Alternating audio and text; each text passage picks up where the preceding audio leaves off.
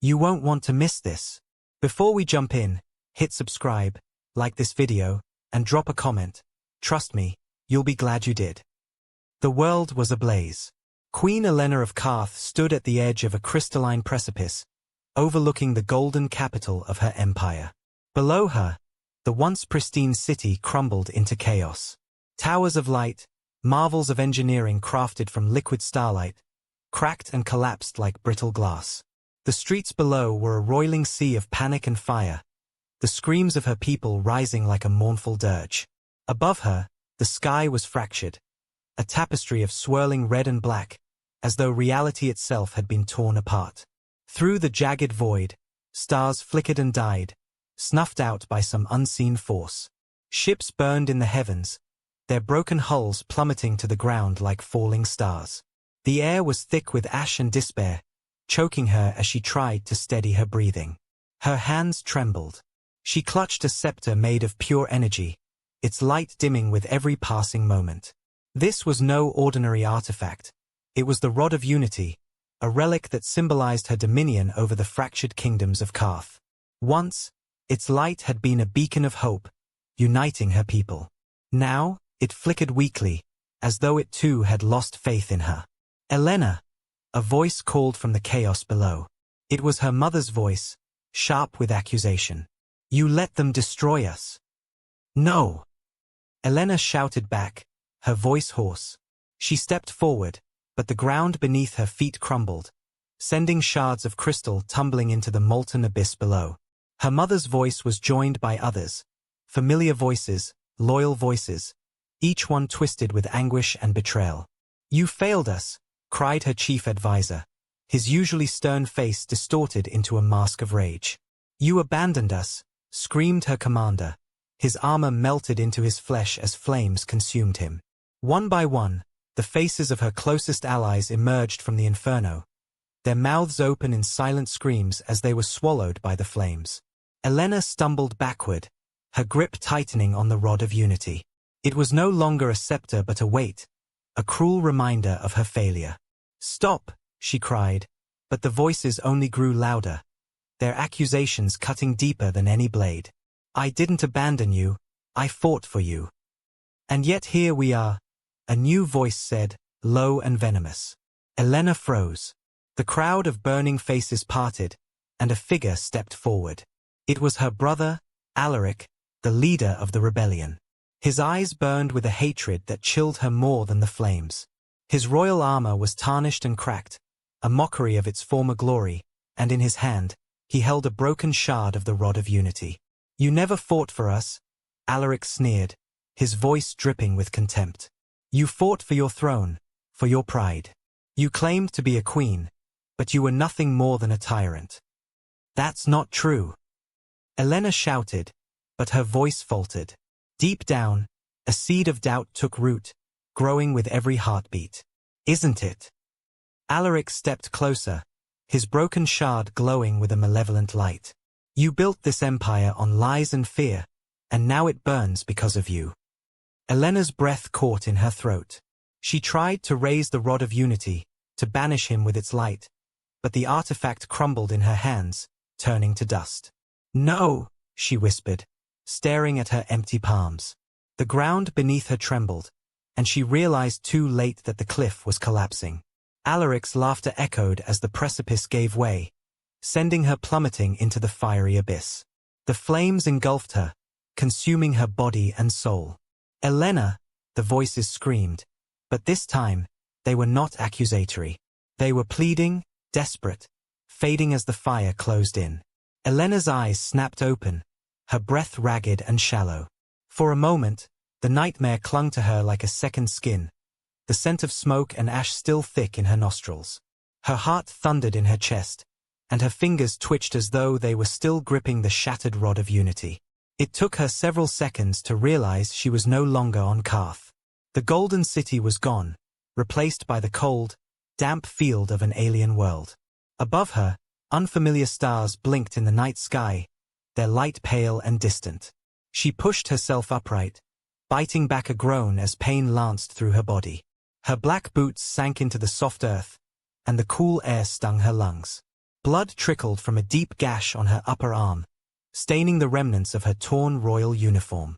The uniform, once a symbol of her sovereignty, was now little more than rags. In the distance, smoke curled upward from the wreckage of her ship. Its skeletal remains jutted out of the earth like the bones of some ancient beast, a stark reminder of her narrow escape from death. Elena's gaze shifted, drawn to a faint glow on the horizon. A billboard stood on the edge of the field, its light flickering weakly in the moonlight.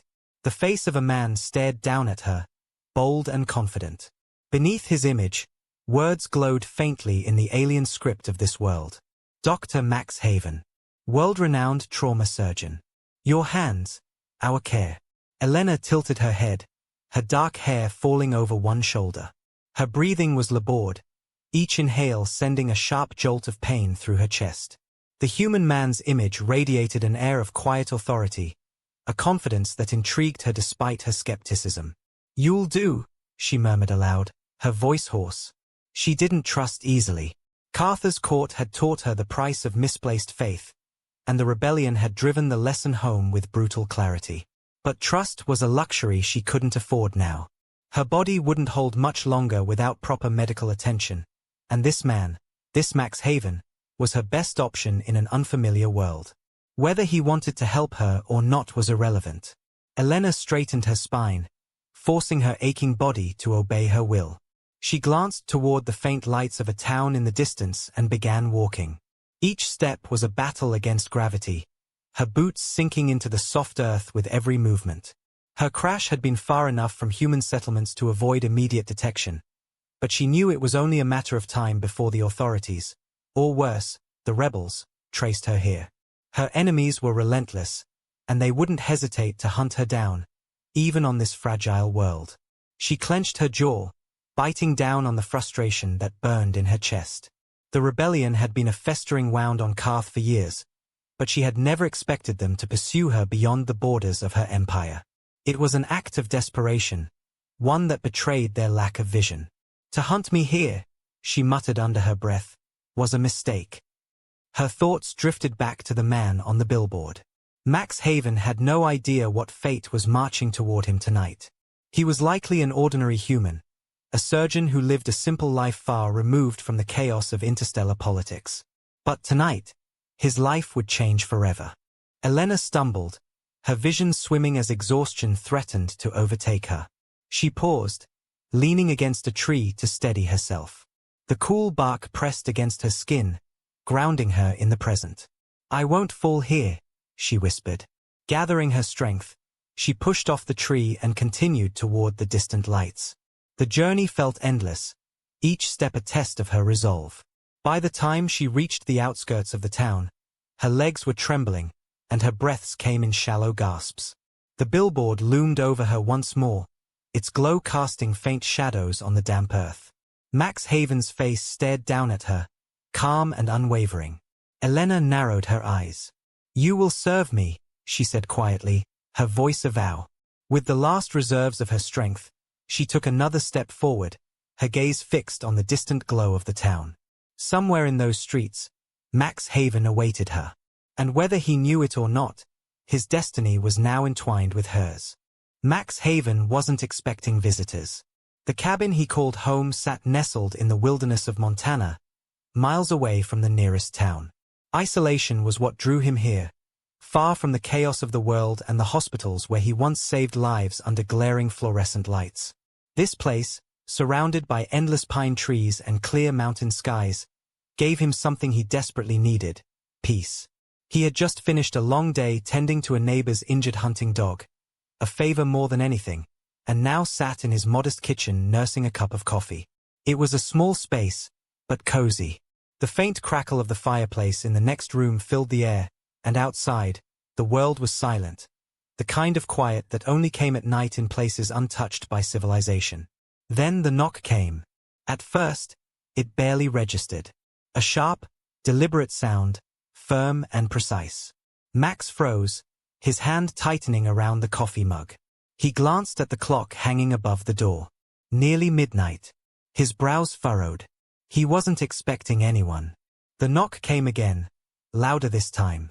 It carried a sense of urgency, the kind that set his nerves on edge. Max stood, setting his mug on the counter. He wasn't in the habit of answering the door unarmed. Not out here. Without hesitation, he grabbed the old baseball bat that leaned against the kitchen wall. Its worn wood was solid and familiar in his grip. As he approached the door, his senses sharpened. Something felt off, an unexplainable tension in the air. He flicked on the porch light, its faint yellow glow illuminating the dark. Max pulled the door open and froze. Standing on his porch was a woman, though that word alone felt insufficient. Her skin shimmered faintly under the light, a pale blue hue that immediately shattered any illusion of normalcy. Her dark hair hung loose over her shoulders, damp with sweat, and her torn white dress clung to her figure, revealing gashes and bruises that oozed a strange, shimmering blood. But it wasn't her injuries that caught his attention. It was her eyes, black as obsidian, with an intensity that seemed to pierce through him. "Are you Dr. Max Haven?" she asked, her voice low and commanding. Max stared at her, his mind struggling to process what he was seeing. A dozen questions raced through his head. Was this a prank? A lost traveler in costume? But the way she swayed on her feet, the raw desperation in her voice, it was real. "Who's asking?" he replied cautiously, his grip tightening on the bat. The woman's jaw tightened, and she took an unsteady step forward. "I don't have time for this. I require your assistance." Max's instincts screamed at him to close the door, to bolt it and call someone, anyone. But something in her expression stopped him. She wasn't just desperate. She was dying. Before he could respond, her legs buckled, and she collapsed. "Whoa, whoa!" Max lunged forward, catching her before she hit the ground. Her weight was surprisingly light, and her skin was cool to the touch, like holding a block of ice. "Don't test me," she whispered, her voice trembling with exhaustion. "You will help me." Max's gaze darted to the wounds on her arm and side. The strange blood shimmered faintly, catching the light in a way he'd never seen before. His medical training kicked in, overriding his disbelief. "Damn it," he muttered.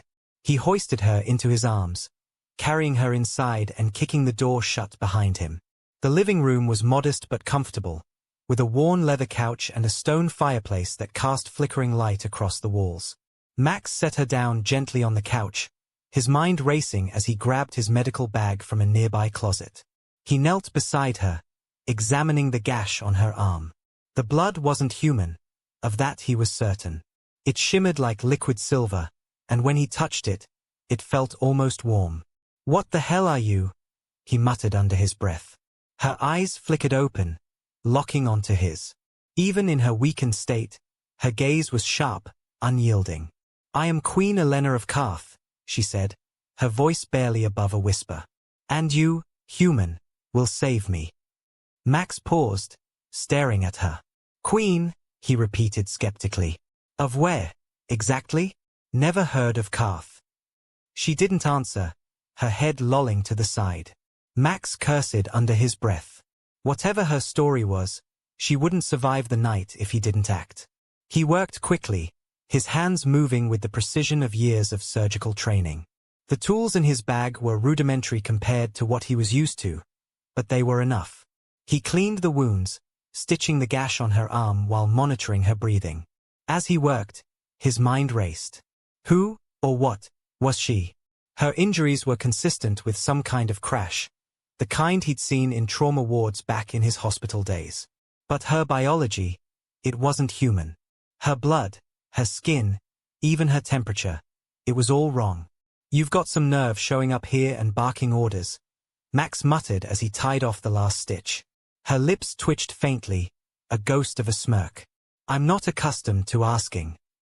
"No kidding," he replied dryly.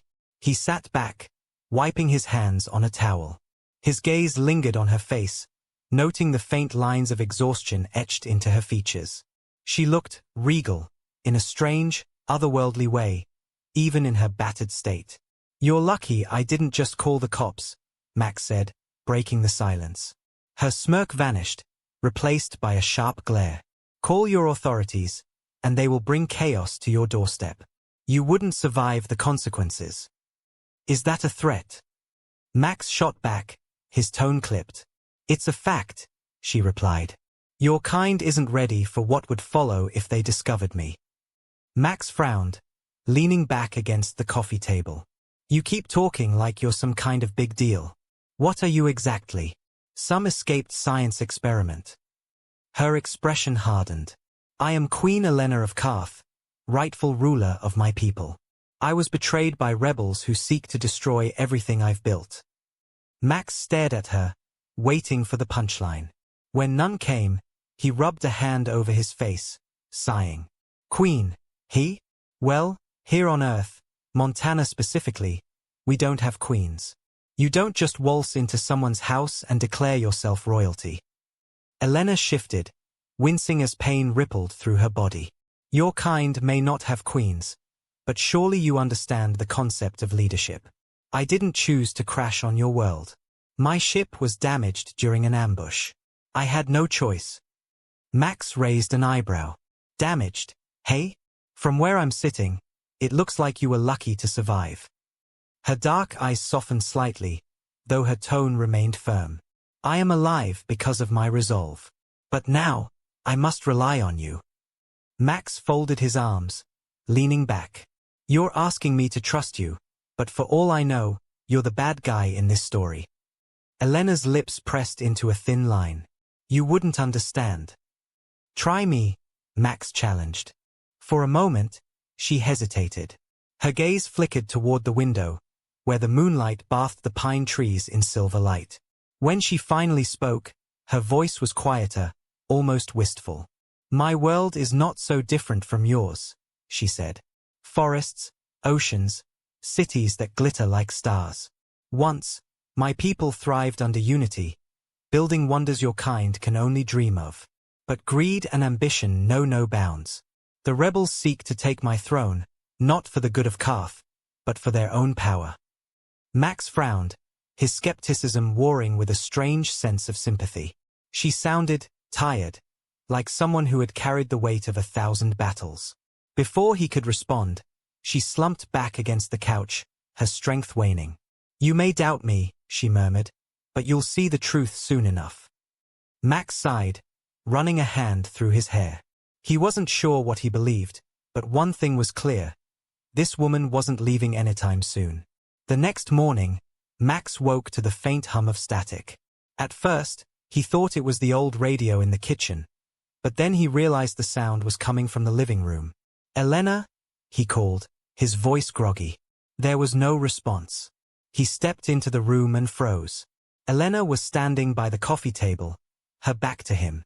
In her hands was a small, circular device that glowed faintly, emitting the static hum. What are you doing? Max asked, narrowing his eyes. Contacting my people, she replied without turning around. Max's frown deepened. I thought you said your ship was wrecked. It is, she said curtly.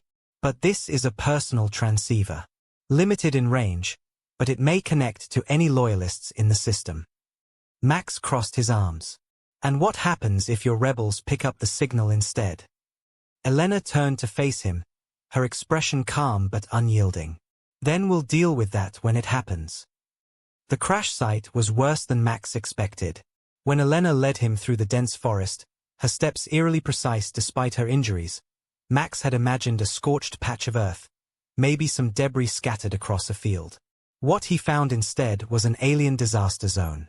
Her ship was half buried in the earth, its sleek silver hull fractured and blackened. Shards of glowing material jutted out like broken ribs, and faint plumes of smoke rose from the still smoldering wreckage. The sight was equal parts haunting and fascinating.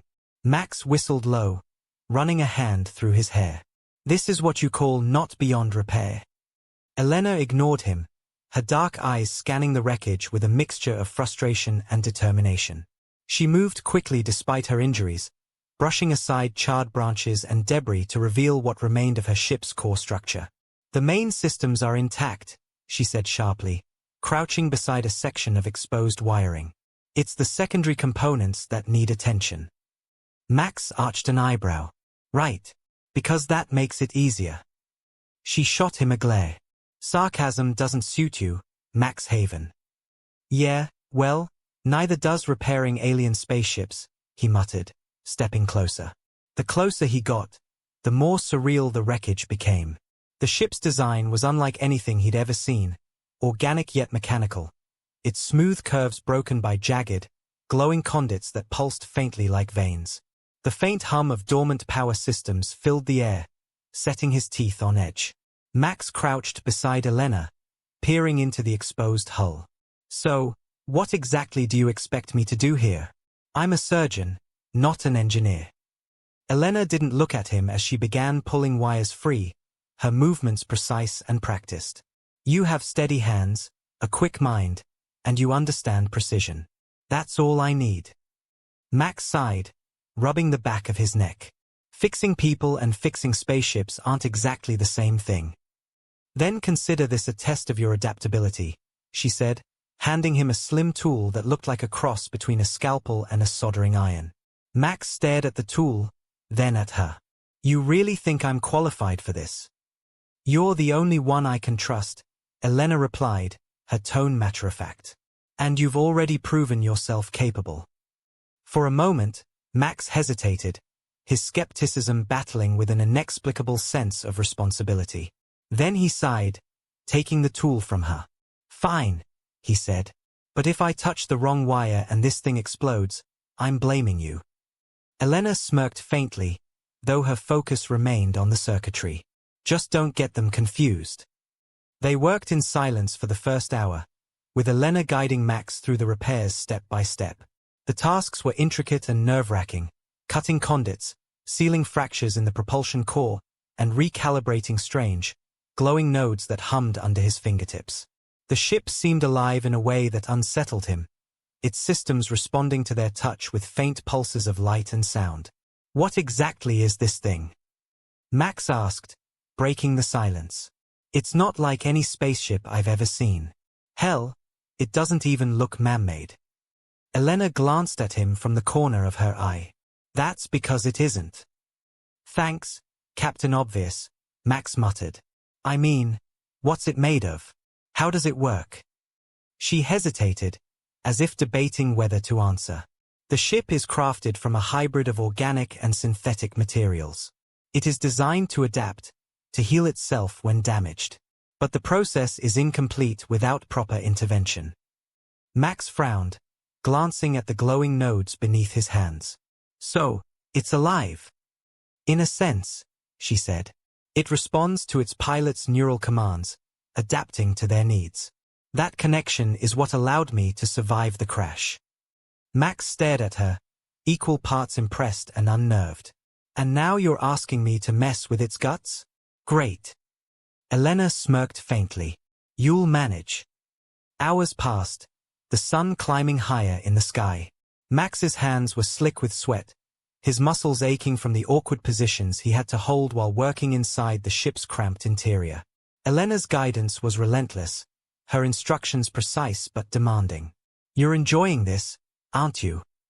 Max said, wiping his brow with the back of his hand. Enjoyment has nothing to do with it, Elena replied. This is necessity. Sure feels like you're taking the opportunity to boss me around, he muttered. Elena arched an eyebrow. Would you prefer I leave you to figure it out on your own? Max didn't respond, focusing instead on sealing a glowing conduit with the strange tool she had given him. Sparks flew as the conduit flared to life, its faint hum growing louder. Careful, Elena said sharply, leaning over him to steady his hand. Their faces were suddenly inches apart, her dark eyes locking onto his. Max froze, caught off guard by the intensity of her gaze. For a moment, the world around them seemed to fade, leaving only the faint hum of the ship and the quiet sound of their breathing. You need to focus, Elena said, her voice low. Yeah, Max murmured, forcing himself to look away. By the time they finished stabilizing the propulsion core, the first light of dawn was creeping over the horizon. The ship's systems hummed faintly, the glow from its conduits growing steadier with each passing moment. Max leaned back, wiping his hands on his jeans. That's about all I've got in me for one night. Elena nodded, her expression unreadable as she surveyed their work. It's a start. But there's still much to do. Max sighed, standing and stretching his stiff muscles. Of course there is. As they made their way back to the cabin, the tension between them hung unspoken but palpable. Max found himself glancing at Elena out of the corner of his eye, trying to make sense of her. She was a puzzle, arrogant, demanding, and utterly alien. Yet there was something about her that he couldn't ignore. "Why do I get the feeling you're going to make my life hell?" he muttered. Elena smirked faintly, her gaze fixed on the path ahead. "Because you're finally starting to understand." The cabin was quiet when they returned, the air heavy with exhaustion. Elena moved toward the couch, her steps precise despite the weariness that clung to her. She lowered herself onto the cushions, her back straight as if she refused to let herself show weakness. Max dropped into the armchair opposite her, his body sagging from the hours of work. His arms were streaked with alien grease, and he rubbed his face with a hand, groaning softly. "I'm starting to think I should have ignored the door," he said, breaking the silence. Elena tilted her head, a faint smirk touching her lips. "And yet, here you are, still alive, perhaps even intrigued." "Intrigued isn't the word I'd use," Max replied dryly. "Exhausted, irritated, and borderline insane, maybe." Her smirk widened slightly. A healer with a flair for dramatics. Fascinating. Max shot her a look, but before he could retort, her expression grew serious. She leaned forward, her dark eyes locking onto his. "We've made progress," she said quietly, "but there's still much to do. The propulsion core is the heart of the ship. Without it, I'll be stranded here." Max frowned. "And let me guess, it's the hardest part to fix." "Precisely." Max shook his head, leaning back in the chair. "Of course it is."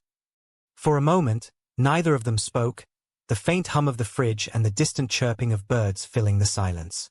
Finally, Max sighed, running a hand through his hair. "What happens if we don't get it fixed in time?" he asked. Elena's gaze darkened. "If the rebels track my location, they'll send a scout team to eliminate me. This world would be nothing more than collateral damage." Max's chest tightened at the thought. "No pressure, heh." The knock shattered the stillness of the cabin. It came sharp and deliberate, reverberating through the walls like the rattle of a saber. Max froze mid-sip of his coffee, the cup trembling in his hand. Across the room, Elena immediately stiffened, her body coiling like a predator ready to pounce. Her hand went to the dagger strapped to her belt, her fingers curling around its hilt with practiced ease.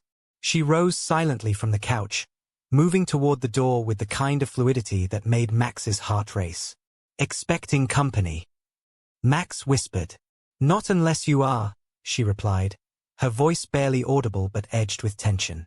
Max set the mug down carefully and moved to join her, but she shot him a look that stopped him in his tracks. "Stay here," she ordered. Before he could protest, she crossed the room in 3 swift steps and peered through the peephole. Max held his breath, watching as her expression darkened. "It's a man," she murmured. "Armed."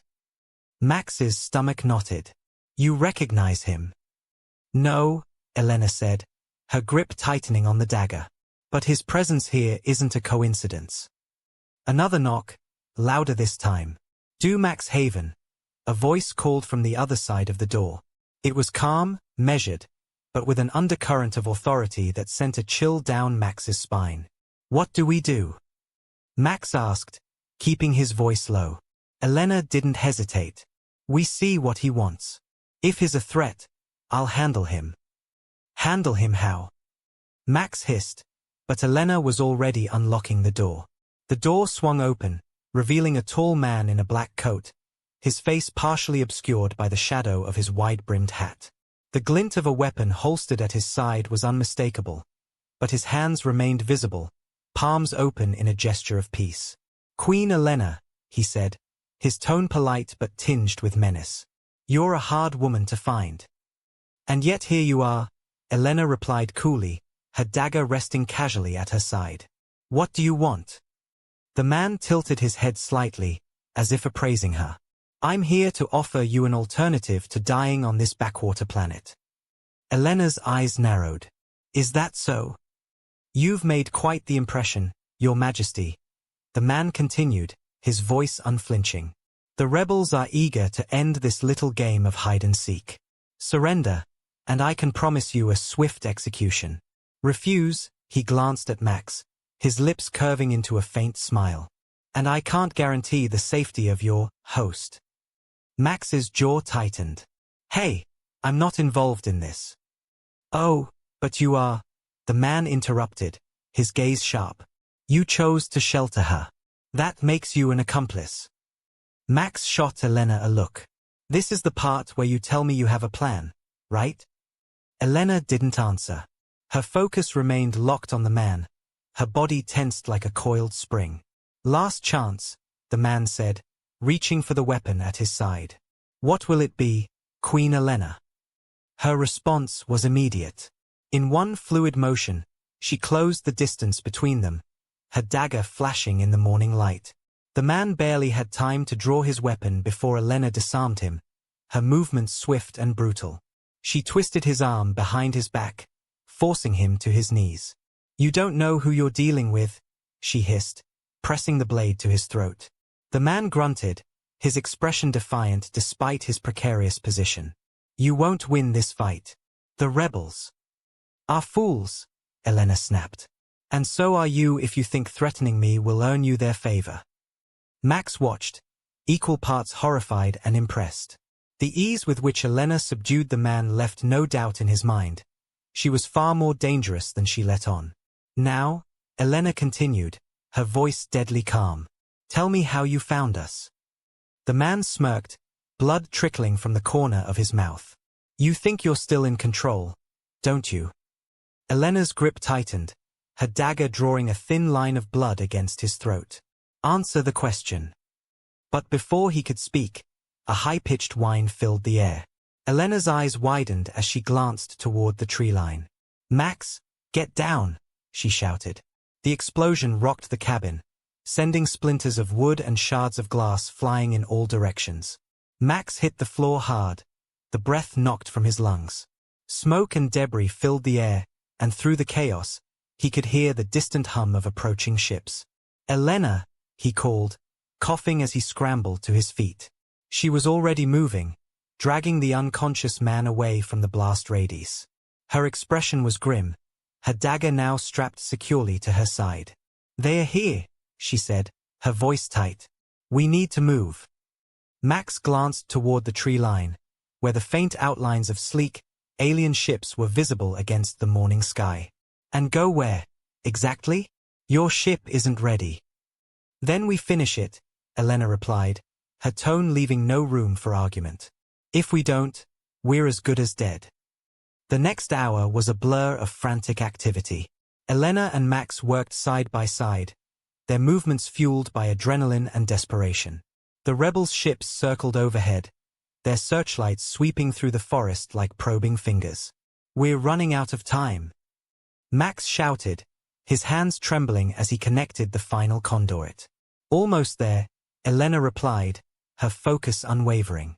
She crouched beside the propulsion core, her fingers flying over the glowing control panel. The ship's systems roared to life, the hum of power vibrating through the air. Lights flickered along the hull, and the faint glow of the propulsion drive grew brighter with each passing second. It's ready, Elena said, straightening.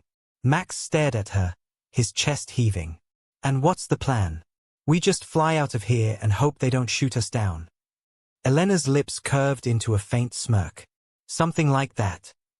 Before Max could argue, the sound of footsteps echoed behind them. He turned, his heart sinking as a group of armed rebels emerged from the tree line. Elena, he said, his voice tight. She didn't hesitate. In a blur of motion, she drew her dagger and lunged at the nearest rebel, disarming him with ruthless efficiency. Max barely had time to duck as a plasma bolt streaked past his head, narrowly missing him. Get in the ship. Elena shouted, her voice cutting through the chaos. Max didn't need to be told twice. He scrambled into the cockpit, his hands shaking as he strapped himself into the co-pilot's seat. Moments later, Elena slid into the pilot's chair, her movements swift and practiced. "Hold on," she said, gripping the controls.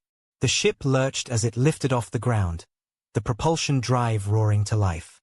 The rebels opened fire, their plasma bolts streaking through the air, but Elena maneuvered the ship with uncanny precision, weaving through the treetops as they climbed higher. Max clenched his jaw, his knuckles white as he gripped the edge of his seat. "Remind me never to question your driving skills again." Elena smirked, but her focus remained on the controls. "I'll consider it." As they broke through the atmosphere, the rebel ships gave chase, their weapons blazing. Elena pushed the ship to its limits, the hull groaning under the strain. "Where are we going?" Max shouted over the noise. "To rendezvous with my loyalists," Elena replied. "If they're still alive." Max shot her a look. "That's not exactly reassuring." The ship shuddered as a plasma bolt grazed its side, sparks flying from the control panel. Elena cursed under her breath, her hands flying over the controls. "Hang on," she said, her voice steady despite the chaos. With a sudden burst of speed, the ship surged forward, leaving the rebel vessels behind. The stars stretched into streaks of light as they entered hyperspace, the hum of the propulsion drive settling into a steady rhythm. For the first time since the chaos began, silence filled the cockpit. Max leaned back in his seat, his chest heaving. "I don't know whether to thank you or strangle you." Elena glanced at him, a faint smile playing at her lips. "You're welcome." He sighed, running a hand through his hair. "So, what now?" Elena's expression grew serious, her gaze fixed on the endless expanse of stars ahead. "Now, we fight. For Kath. For everything that's been lost." Max studied her for a long moment, then nodded. "Guess I'm in this for the long haul, huh?" "You chose this," Elena replied, her tone softer now. "Yeah," Max said, a small smile tugging at his lips. "I guess I did." And as the ship hurtled through the void, the weight of what lay ahead pressed down on them both. But for the first time, neither of them faced it alone.